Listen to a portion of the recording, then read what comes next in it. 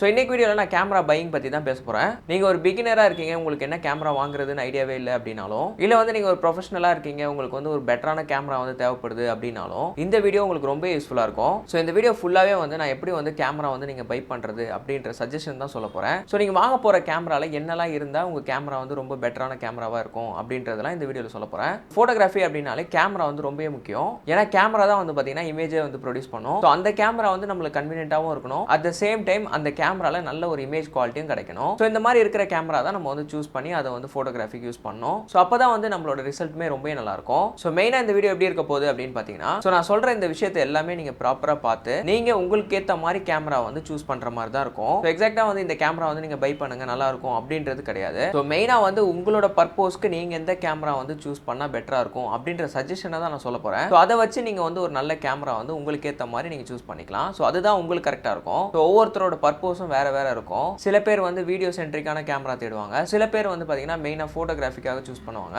So சில பேருக்கு வந்து பார்த்தீங்கன்னா ஃபோட்டோகிராஃபியும் பண்ணணும், வீடியோகிராஃபியும் பண்ணணும், அதுலேயும் எனக்கு ஸ்பெக் வேணும், இதுலேயும் ஸ்பெக் வேணும் அப்படின்ற மாதிரியும் சில பேர் இருப்பாங்க. ஸோ அதெல்லாம் கேமராவை பொறுத்த வரைக்கும் டிஃபர் ஆகிட்டே இருக்கும். ஸோ உங்களோட நீட் என்னவோ அதுக்கேற்ற மாதிரி தான் நீங்கள் கேமரா வந்து சூஸ் பண்ணணும். ஸோ ஜஸ்ட் லைக் தட் இது வந்து பெட்டரான கேமரா அப்படின்னு பை பண்ணுறது வந்து வேஸ்ட்டு. ஸோ ஃபர்ஸ்ட் நம்ம ஒரு கேமரா வாங்கும்போது என்ன பார்க்கணும் அப்படின்னு பார்த்தீங்கன்னா, அது வந்து டிஎஸ்எல்ஆரா இல்லை மிரர்லெஸ்ஸான்னு பார்க்கணும். ஸோ மிரர்லெஸ் டிஎஸ்எல்ஆர் அப்படின்றதுக்கு பெரிய டிஃபரெண்ட் இருக்கு. ஸோ டிஎஸ்எல்ஆர் அப்படின்றது வந்து பார்த்தீங்கன்னா digital single lens reflex. So அது வந்து பார்த்தீங்கன்னா மிரர்லெஸ்ஸை விட கொஞ்சம் ஓல்டு டெக்னாலஜி. கேமராவோட சென்சாருக்கு முன்னாடி ஒரு மிரர் இருக்கும். ஸோ அந்த மிரரில் ரிஃப்ளெக்ட் ஆகி மேலே இருக்க ப்ரிசமில் பட்டு நமக்கு வந்து வி ஃபைண்டரில் தெரியும். ஸோ இந்த மாதிரி வந்து ஒரு ஓல்டு டெக்னாலஜி இருந்துச்சு. ஸோ இதுக்கு அடுத்து வந்து பார்த்தீங்கன்னா கம்ப்ளீட்டாக அந்த மிரரை வந்து ரிமூவ் பண்ணிட்டு கேமராவில் டேரெக்டாக அந்த சென்சார் மட்டுமே யூஸ் ஆகிற மாதிரி டெக்னாலஜி வந்து அப்டேட் ஆயிடுச்சு.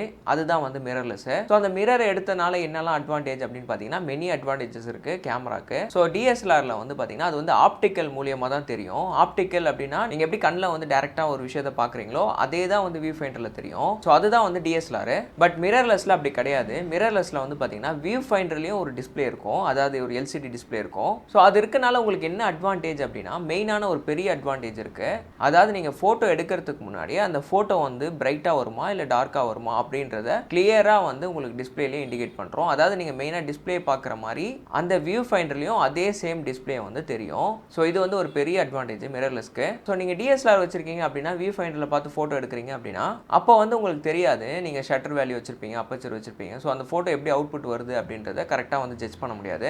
ஏன்னா அது பிஃபோராக உங்களுக்கு வந்து தெரியாது. ஃபோட்டோ எடுக்கிறதுக்கு முன்னாடி நீங்கள் எடுத்ததுக்கு அப்புறம் வந்து பார்த்தீங்கன்னா அந்த ஃபோட்டோ கொஞ்சம் பிரைட் ஆகலாம், டார்க் ஆகலாம். அதுக்கப்புறம் நீங்கள் திருப்பி அட்ஜஸ்ட் பண்ணி கரெக்ட் பண்ணுவீங்க. பட் மிரர்லெஸ்ல எப்படின்னா டேரெக்டாக நீங்கள் எடுக்கிறதுக்கு முன்னாடியே இந்த ஃபோட்டோ இந்த டார்க்கில் வரும், இந்த பிரைட்டில் வரும் அப்படின்றத டிஸ்பிளேலேயே வந்து சொல்லிடும். ஸோ அது வந்து நீங்கள் பார்த்தே அட்ஜஸ்ட் பண்ணி நீங்கள் ஒரு கரெக்டான ஃபோட்டோ எடுத்துடலாம். அதாவது இனிஷியல்லே ஃபர்ஸ்ட் ஷாட்லேயே. பட் டிஎஸ்எல்ஆர்ல வந்து ஒரு 2 ஷாட் எடுத்துட்டு அப்புறம் கரெக்ட் பண்ணுற மாதிரி இருக்கும். ஸோ இது வந்து பார்த்தீங்கன்னா ஒரு லிட்டில் ஹெட் ஏக் தான். ஸோ அதே மாதிரி இன்னொரு அட்வான்டேஜ் என்ன அப்படின்னு பார்த்தீங்கன்னா மிரர்லெஸ்ல பெரிய அட்வான்டேஜ் இருக்கு.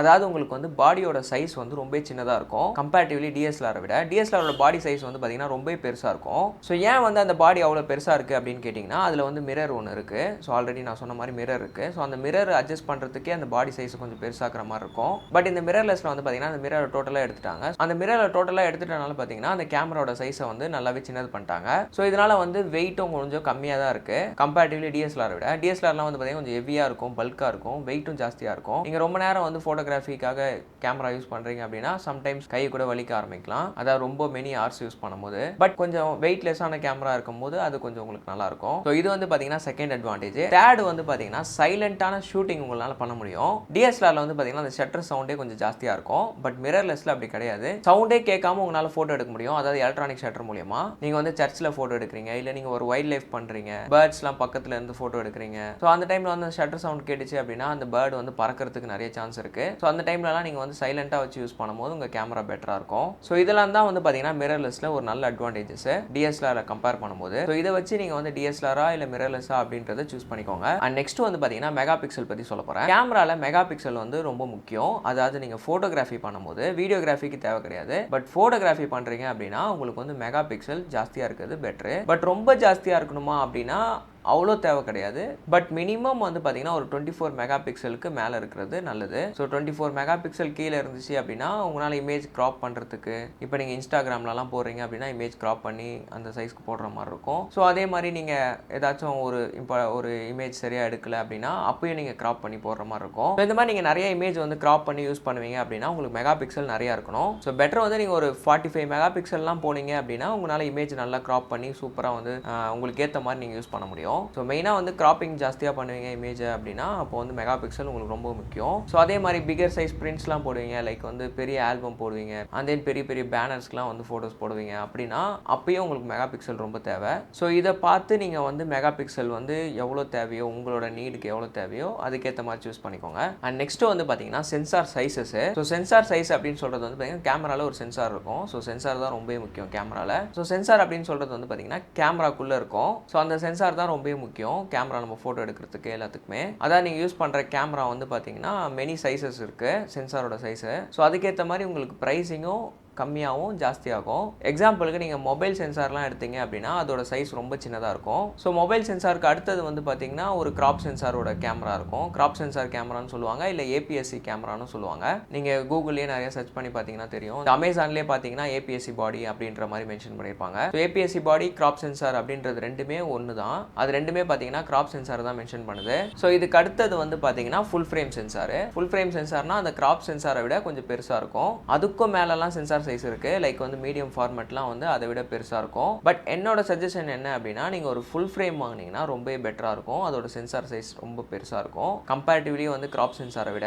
பட் கிராப் சென்சார் வாங்குறதும் ஒன்றும் தப்பு கிடையாது. நீங்கள் கிராப் சென்சாரே கொஞ்சம் பிகினிங் ஸ்டேஜில் இருக்கீங்க, ஒரு பிகினர் தான், எனக்கு வந்து ரொம்ப ஐஎன்லாம் தேவையில்லை, ரொம்ப ஃபுல் ஃப்ரேம்லாம் தேவையில்லை, நான் வந்து ஹாபியாக தான் பண்ணுறேன் அப்படின்ற மாதிரிலாம் இருக்குது அப்படின்னா நீங்கள் தாராளமாக கிராப் சென்சாரே சூஸ் பண்ணலாம். பட் நீங்கள் வந்து ஒரு ப்ரொஃபஷனல் லெவலில் ஒர்க் பண்ண நினைக்கிறீங்க, வெட்டிங்லாம் எடுத்து பண்ண நினைக்கிறீங்க, அதே மாதிரி வந்து ஃபோட்டோகிராஃபியை வந்து நீங்கள் ஃபுல் டைம் ஜாப் ஆக்க போகிறீங்க அப்படின்ற மாதிரி ஐடியா இருந்துச்சுன்னா அப்போ உங்களுக்கு ஃபுல் ஃப்ரேம் தான் பெட்டராக இருக்கும். ஏன்னா அதோட low light performance, lens options, so இந்த மாதிரி கொஞ்சம் அட்வான்டேஜஸ் அதில் இருக்குது. நெக்ஸ்ட் வந்து பார்த்தீங்கன்னா ஆட்டோ ஃபோக்கஸ் அப்படின்றது ரொம்ப முக்கியம் கேமராக்கு.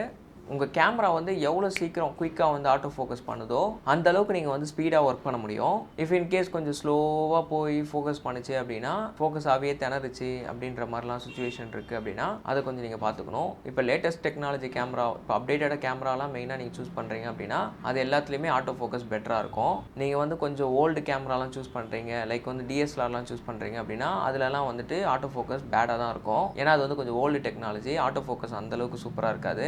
கம்பேரிட்டிவ்லி உங்கள் மொபைல் ஆட்டோ ஃபோக்கஸை விட அது ரொம்ப பேடாக இருக்கும், டிஎஸ்எல்ஆர் நான் சொல்கிறது. பட் இப்போ உள்ள டெக்னாலஜி கேமரா, அப்டேட்டட் கேமராஸ்லாம் வாங்குறீங்க அப்படின்னா அது ரொம்ப நல்லாயிருக்கும், ஆட்டோ ஃபோக்கஸ் எல்லாமே சூப்பராக இருக்கும். ஸோ அதே மாதிரி ஆட்டோ ஃபோக்கஸ்லேயும் வந்து பார்த்தீங்கன்னா ஹியூமன் ஐ ஃபோக்கஸ் இருக்குது, அதாவது ஐ ட்ராக்கிங் இருக்குது. நீங்கள் போர்ட்ரேட்லாம் எடுக்கும்போது ரொம்ப யூஸ்ஃபுல்லாக இருக்கும் ஐ ட்ராக்கிங்லாம். அனிமல் ஐ ட்ராக்கிங்கும் இருக்குது. அனிமல் ஐ ட்ராக்கிங்லாம் வந்து நீங்கள் வைல்ட் லைஃப் பண்ணுறீங்க அப்படின்னா ரொம்ப யூஸ்ஃபுல்லாக இருக்கும். ஸோ அதே மாதிரி ஆட்டோ ஃபோக்கஸ் வந்து வீடியோகிராஃபிக்கும் ரொம்ப ரொம்ப முக்கியம். நீங்கள் வீடியோலாம் பண்ணுறீங்க அப்படின்னா ஃபோக்கஸ் கொஞ்சம் டிலே ஆச்சுன்னா கூட உங்களுக்கு அது வீடியோவில் துண்டாக தெரியும். ஸோ அதனால் வந்து குயிக்கான ஆட்டோ ஃபோக்கஸ் வந்து வீடியோகிராஃபிக்கு ரொம்பவே முக்கியம். நெக்ஸ்ட்டு வந்து ஃப்ரேம் ரேட் வந்து ரொம்ப முக்கியம். நீங்கள் வந்து வீடியோகிராஃபி பண்ணும்போது ஃப்ரேம் ரேட் அப்படின்னு சொல்கிறது வந்து பார்த்தீங்கன்னா கேமராவை பொறுத்த வரைக்கும் 24 FPS இருக்குது, 50 FPS இருக்குது, 100 FPS இருக்குது. ஸோ FPS அப்படின்னு சொல்கிறது வந்து பார்த்தீங்கன்னா ஃப்ரேம் பெர் செகண்டு.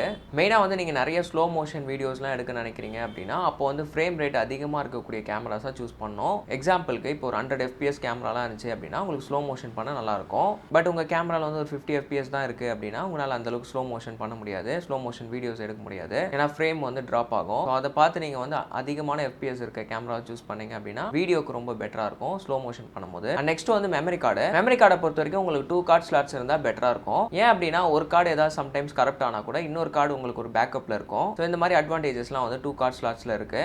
நீங்கள் ப்ரொஃபஷனலாக வந்து ஒர்க் பண்ணுறீங்க, அதர் பீப்புள்ஸ்க்கு வந்து ஒர்க் பண்ணி கொடுக்குறீங்க அப்படின்னா அப்போ வந்து உங்களுக்கு 2 கார்ட் ஸ்லாட்ஸ் ரொம்ப பெட்டராக இருக்கும். ஏன்னா பேக்கப்ன்ற ஒரு விஷயம் இருக்குது. உங்களுக்கு ஒரு கார்ட் ஸ்லாட்ஸ் தான் இருக்குது, அது வந்து சம்டைம்ஸ் கார் கரெக்ட் ஆகிறதுக்கு சான்சஸ் இருக்குது. ஸோ அப்படி ஆச்சு அப்படின்னா உங்களுக்கு ஃபைல் மிஸ் ஆகிறதுக்கு வாய்ப்பு இருக்குது. ஸோ அதை மாதிரி பார்த்துக்கோங்க. அண்ட் நெக்ஸ்ட் வந்து கேமரா பிராண்டை பொறுத்த வரைக்கும் இந்த 3 பிராண்ட் கேமராவில் நீங்கள் எது வேணாலும் சூஸ் பண்ணிக்கலாம். ஸோ இந்த 3 கேமரா பிராண்டுமே ரொம்ப நல்ல பிராண்டு. இதுக்கு நிறைய லென்ஸ் ஆப்ஷன்ஸுமே இருக்கு. ஸோ ஃபர்ஸ்ட் வந்து பார்த்தீங்கன்னா சோனி, ரெண்டாவது வந்து பார்த்தீங்கன்னா கெனான், தேர்ட் வந்து பார்த்தீங்கன்னா நிக்கான். இந்த 3 பிராண்டுமே நீங்கள் சூஸ் பண்ணலாம். ஸோ இது தவிர்த்து மற்ற கேமரா பிராண்ட் லைக் வந்து ஃபுஜி ஃபிலிம், பேனாசோனிக், ஸோ இந்த மாதிரிலாம் நீங்கள் சூஸ் பண்ணுறீங்க அப்படின்னா ஸோ அதோட லென்ஸ் ஆப்ஷன்ஸ் கொஞ்சம் கம்மியாக இருக்கும். அட் த சேம் டைம் உங்களோட ஃப்ரெண்ட் சர்க்கிளில் அந்த மாதிரி லென்சஸ் கிடைக்கிறது கொஞ்சம் கஷ்டமாக இருக்கும். பட் இந்த மாதிரி பிராண்ட்ஸில் வந்து லென்சஸ் கொஞ்சம் ஈஸியாக கிடைக்கும், ரெண்டடுக்கும் கிடைக்கும். ஸோ அதனால் அதை பார்த்து சூஸ் பண்ணிக்கோங்க. நெக்ஸ்ட் வந்து இமேஜ் ஸ்டெபிலைசேஷன். மெயினாக கேமரா சென்சாரில் வந்து பார்த்தீங்கன்னா சென்சார் ஸ்டெபிலைசேஷன் அப்படின்ற ஒரு ஆப்ஷன் இருக்கணும். அது வந்து பார்த்தீங்கன்னா 5 ஆக்சிஸ் 3 ஆக்சிஸ் அந்த மாதிரி நிறைய மென்ஷன் பண்ணுவாங்க. ஸோ அதாவது வந்து நீங்கள் யூஸ் பண்ணுற கேமராவில் இமேஜ் ஸ்டெபிலைசேஷன் இருந்துச்சு அப்படின்னா ரொம்ப பெட்ரு. நீங்கள் வந்து ஸ்லோ ஷட்டர் ஸ்பீடில் அதிகமாக ஃபோட்டோஸ் எடுப்பீங்க அப்படின்னா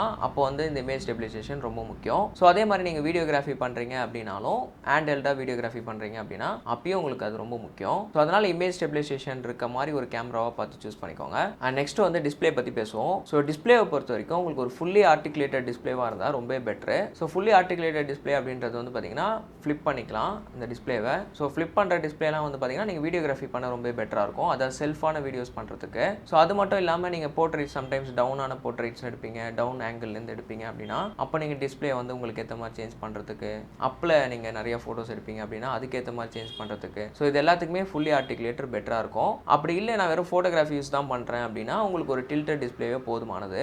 பட் வீடியோகிராஃபி விளாகிங் அந்த மாதிரி வரும்போது உங்களுக்கு வந்து ஃபுல்லி ஆர்டிகுலேட்டர் தான் செட் ஆகும். ஸோ அதை பார்த்து சூஸ் பண்ணிக்கோங்க. ஸோ அதே மாதிரி டிஸ்பிளேல வந்து டச் இருந்தால் பெட்டர் தான். ஸோ டச் இருக்கும்போது உங்களுக்கு மெனுலாம் நல்லா ப்ராப்பராக வந்து ஆக்சஸ் பண்ண முடியும். ரொம்ப குயிக்காக வந்து நீங்கள் மொபைல் மாதிரி யூஸ் பண்ணலாம் கேமராவை. இதுக்கு அடுத்து வந்து பார்த்தீங்கன்னா கிட் லென்ஸு. ஸோ நீங்கள் கேமரா வாங்கும்போதே அது கூட ஒரு லென்ஸும் சேர்ந்து வரும். ஸோ அந்த லென்ஸ் தான் வந்து கிட் லென்ஸ் அப்படின்னு சொல்லுவோம். ஸோ இந்த கிட் லென்ஸ் வந்து உங்களுக்கு வேணுமா வேணாமான்றதை நீங்கள் தான் வந்து டிசைட் பண்ணணும். ஸோ ஏன் அப்படி சொல்கிறேன் அப்படின்னா இந்த கிட் லென்ஸ் வந்து எல்லாருக்கும் தேவைப்படாது. மெயினாக நான் என்ன சொல்கிறேன்னா கிட் லென்ஸ் வந்து இப்போ நீங்கள் ஜஸ்ட் ஒரு ஈவெண்ட் மாதிரி எடுப்பீங்க, ஈவெண்ட் ஃபோட்டோகிராஃபி பண்ணுவீங்க, மெயினாக ஒரு பிஸ்னஸ்க்காக தான் நான் வாங்க போகிறேன் கேமரா அப்படின்ற மாதிரி இருந்துச்சுன்னா உங்களுக்கு கிட் லென்ஸ் தேவைப்படலாம். பட் அதுவுமே கிட் லென்ஸில் வந்து உங்களுக்கு அவ்வளோவா ஆப்டிக்கல் குவாலிட்டி இருக்காது, கொஞ்சம் கம்மியாக தான் இருக்கும். பட் ப்ரைஸ் வந்து கம்மி. பட் அந்த லென்ஸ் வந்து பார்த்தீங்கன்னா உங்களுக்கு ரொம்ப கம்மி தான், மினிமம் ஒரு 25,000 தான் இருக்கும் அந்த லென்சஸ் எல்லாமே. பட் அந்த லென்ஸை வச்சுட்டு நீங்கள் வந்து பேக்ரவுண்ட் பிளரான ஃபோட்டோஸ்லாம் எடுக்க முடியும் அப்படின்னு நினச்சி வாங்கினீங்கன்னா அதனால முடியாது. ஏன்னா அது வந்து கிட் லென்ஸு. உங்களுக்கு நல்லா பேக்ரவுண்ட் பிளர் பண்ணிலாம் எடுக்கணும் அப்படின்ற மாதிரி இருக்குது அப்படின்னா அப்போ நீங்கள் அந்த லென்ஸை தவிர்த்துட்டு வெறும் கேமரா பாடியை மட்டும் நீங்கள் வாங்கிட்டு நீங்கள் ஒரு 50mm லென்ஸ் வாங்கினா கூட பெட்டராக இருக்கும். அதில் வந்து f1.8 அந்த மாதிரி உங்களுக்கு கிடைக்கும். ஸோ அந்த மாதிரி f நம்பர் கம்மியாக இருக்க மாதிரி லென்ஸ் சூஸ் பண்ணீங்க அப்படின்னா உங்களுக்கு வந்து நல்ல பேக்ரவுண்ட் செப்பரேஷன் கிடைக்கும், நீங்கள் நினைக்கிற மாதிரி ஃபோட்டோஸ் எடுக்க முடியும். பட் நீங்கள் ஒரு ப்ரொஃபஷனலாக எடுக்கிறீங்க அப்படின்னா ஒரு கிட் லென்ஸ் தேவை. ஸோ கிட் லென்ஸே நல்ல ஆப்டிக்கல் குவாலிட்டியாக இருந்துச்சுன்னா பெட்டராக இருக்கும் நீங்கள் வந்து ப்ரொஃபஷனலாக ஒர்க் பண்ணும்போது. பட் ஹாபிக்கெலாம் எடுக்கிற நிறைய பேர் இருக்காங்க. ஸோ அவங்களுக்கு வந்து ஒரு 50mm நான் ரெக்கமெண்ட் பண்ணுறேன். நீங்கள் கிட் லென்ஸை வந்து ட்ராப் பண்ணிவிட்டு வெறும் பாடி மட்டும் பை பண்ணிவிட்டு ஒரு 50mm நீங்கள் ஆல்டர்னேட்டிவாக யூஸ் பண்ணலாம். உங்களுக்கு வந்து அந்த கிட் லென்ஸ் வந்து தேவையில்லாத ஒரு ஆப்ஷனாக இருக்கும். ஸோ அது வந்து நீங்கள் பார்த்து சூஸ் பண்ணிக்கலாம். ஸோ இதெல்லாம் தான் நீங்கள் கேமரா வாங்கும்போது மெயினாக பார்க்கக்கூடிய விஷயங்கள். ஸோ இப்போ நான் சொன்ன இந்த சஜஷன்லாம் நீங்கள் பார்த்து நீங்கள் ஒரு கேமரா சூஸ் பண்ணீங்க அப்படின்னா அது வந்து பெட்டராக இருக்கும், உங்களுக்கு ஏற்ற மாதிரி இருக்கும். ஸோ இருந்தாலும் எனக்கு வந்து தெரியல, எனக்கு வந்து என்ன கேமரா வாங்குறதுன்னு தெரியல, எனக்கு ஒரு சஜஷனாக கொடுங்க அப்படின்னு சொன்னீங்கன்னா கீழே டிஸ்கிரிப்ஷனில் வந்து சில கேமரா மாடல் வந்து நான் தரேன். ஸோ அதெல்லாம் வந்து நான் வந்து செக்மெண்ட்டாக பிரித்து தரேன். பட்ஜெட்டட் செக்மெண்ட்டு, அதுக்கப்புறம் ப்ரொஃபஷனல் செக்மெண்ட்டு. நீங்கள் ஒரு ப்ரொஃபஷனல் கேமரா மாதிரி சூஸ் பண்ணுறீங்க அப்படின்னா அந்த செக்மெண்ட்டுக்குள்ள இருக்க கேமராஸாக சூஸ் பண்ணிக்கோங்க. இல்லை பட்ஜெட்டடாக சூஸ் பண்ணுறீங்க அப்படின்னா அந்த செக்மெண்ட் நீங்கள் சூஸ் பண்ணிக்கோங்க. ஸோ அதுக்கான சஜஷன் நான் தரேன். பட் இருந்தாலும் உங்களுக்கு என்ன கேமரா தேவையோ அதை நீங்கள் தான் வந்து சூஸ் பண்ணுற மாதிரி இருக்கணும். அதுதான் ரொம்ப முக்கியம். ஸோ நெக்ஸ்ட் வந்து உங்களுக்கு லென்ஸ் பற்றின வீடியோ வேணும், லென்ஸ் பற்றின சஜஷன் வேணும் அப்படின்னாலும் எனக்கு வந்து கமெண்ட் பண்ணுங்கள். ஸோ நெக்ஸ்ட் வீடியோ வந்து லென்ஸை பற்றி பண்ணலாம். ஸோ அவ்வளோதான் ஃப்ரெண்ட்ஸ் இந்த வீடியோ.